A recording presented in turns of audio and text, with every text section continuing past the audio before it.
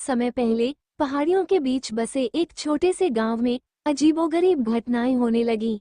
हर पूर्णिमा की रात गांव के एक पेड़ पर कुछ विचित्र गुब्बारे दिखाई देते थे। ये साधारण गुब्बारे नहीं थे, बल्कि हर गुब्बारे में किसी इंसान के सिर की आकृति नजर आती थी। गांव वाले इन गुब्बारों को देखकर डर जाते और उन्हें छूने की हिम्मत कोई नहीं करता।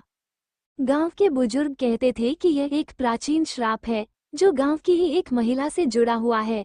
ये कहानी गांव की रहस्यमयी गुब्बारे वाली चुड़ैल की थी, जो रात को गांव में घूमती और अपने जादुई गुब्बारों से लोगों को निशाना बनाती थी। गांव का इतिहास और चुड़ैल की शुरुआत। ये कहानी कई साल पहले शुरू हुई थी। गांव में मधु नाम की एक महिला रहती थी। मधु बेहद सुंदर और दयालु थी, लेकिन उसकी सुंदरता के साथ ही एक रहस्यमय गुण भी जुड़ा हुआ था। वह गुब्बारों से जादुई खेल दिखाया करती थी। गांव के मेले में मधु बच्चों और बड़ों को अपने जादुई गुब्बारों से आकर्षित करती।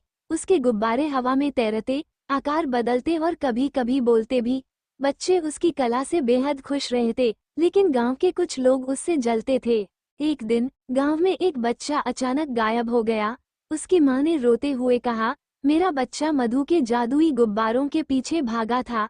बिना सच जाने गांव वालों ने मधु पर आरोप लगा दिया। गांव वालों ने उसे घेर लिया और उसकी बातें सुनने के लिए कोई तैयार नहीं हुआ। उन्होंने कहा, तू एक डायन है, तेरे जादुई गुब्बारे बच्चों को खा जाते हैं। मधु ने अपनी बेगुनाही की गुहार लगाई, लेकिन कोई नहीं माना। गुस्से में गांव वालों ने मधु को उस पुराने बरगद के पेड़ से बांध दिया और आग लगा दी। उसकी चीखें पहाड़ियों में गूंजती रहीं और उसके साथ ही उसका रहस्यमयी जादू भी जल गया। श्राप की शुरुआत मधु मरने से पहले गांव वालों को श्राप देकर गई। तुमने मेरी निर्दोष आत्मा को सताया है। अब हर पूर्णिमा की रात मैं लौटूंगी। मेरे गुब्बारे तुम्हारे सबसे प्यारे लोगों को छीन लेंगे। तुम मेरे दर्द को महसूस करोगे जब तक ये गांव खत्म नहीं हो जाता। उस रात के बाद से गांव के पुराने बरगद के पेड़ पर विचित्र गुब्बारे दिखाई देने लगे। हर गुब्बारे में किसी इंसान का चेहरा दिखता था और अगले दिन वो इंसान गायब हो जाता। सिर वाले गुब्बारे का आतंक गांव में हर कोई डर के साए में जीने लगा। हर पूर्णिमा की रात लोग अपने घरों में दरवाजे बंद कर लेते, लेकिन सिर वाले गुब्बारों से बचना आसान नहीं था। एक बार गांव का एक साहसी युवक राजन इन घटनाओं का अंत करने के लिए निकला। उसने कहा, मैं पता लगाऊंगा कि ये गुब्बारे कहां से आते हैं। राजन ने रात को बरगद के पेड़ के पास जाकर छिपने का फैसला किया। चुड़ैल का सामना। आधी रात को राजन ने देखा कि पेड़ के नीचे से एक काले कपड़ों में लिपटी महिला निकली।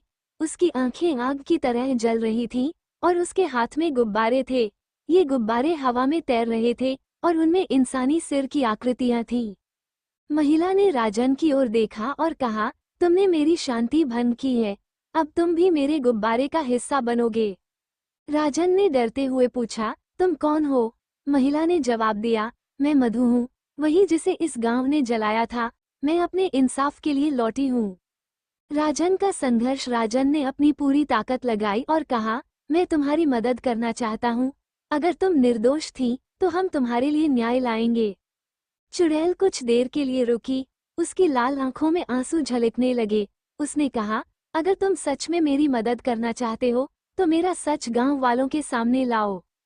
सच्चाई का पर्दाफाश। राजन ने गांव के बुजुर्गों से बात की और मधु की पुरानी कहानी दोबारा सुनाई। उसने गांव वालों को याद दिलाया कि उन्होंने बिना सबूत के मधु को सजा दी थी। धीरे धीरे गांव वालों को अपनी गलती का एहसास हुआ। उन्होंने मिलकर मधु की आत्मा की शांति के लिए पूजा की और उससे माफी मांगी। श्राप का अंत। गांव वालों की माफी के बाद मधु की आत्मा शांत हो गई। उसने कहा, मैं अब इस दुनिया से विदा ले रही हूँ, लेकिन याद रखना, बिना सोचे समझे किसी को दोष मत देना। उस दिन के बाद सिर वाले गुब्बारे कभी नहीं दिखे। गांव वालों ने बरगद के पेड़ के पास एक मंदिर बनवाया और मधु की कहानी को आने वाली पीढ़ियों को सुनाने का फैसला किया। कहानी से सीख। सिर वाले गुब्बारे वाली चुड़ैल की यह कहानी हमें सिखाती है कि किसी पर आरोप लगाने से पहले सच का पता लगाना जरूरी है। गलतफहमियां और नफरत निर्दोष लोगों की जिंदगी बर्बाद कर सकती हैं।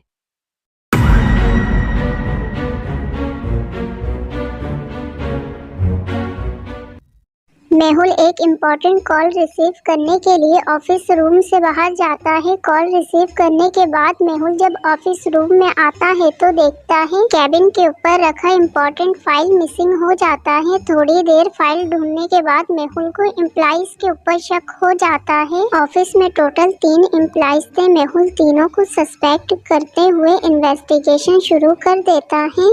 फर्स्ट एम्प्लॉय सना कहती है, मैं सुबह से डेस्क पे काम कर रही थी, मुझे कुछ नहीं पता। लिसा भी मेहुल को बताती है, मैं सना के साथ काम कर रही थी, मुझे कुछ नहीं पता। फरहान भी मेहुल को बताता है वो भी अपना काम कर रहा था, उसे भी चोरी के बारे में कुछ नहीं पता। डियर जीनियस, क्या आप अपने IQ लेवल का इस्तेमाल करके बता सकते हो इन तीनों में से फाइल की चोरी किसने की है? फाइल की चोरी फरहान ने की है। ऑफिस रूम में जो पैरों के निशान हैं वो फरहान के शूज के हैं। जीनियस, क्या आपका भी जवाब सेम यही था?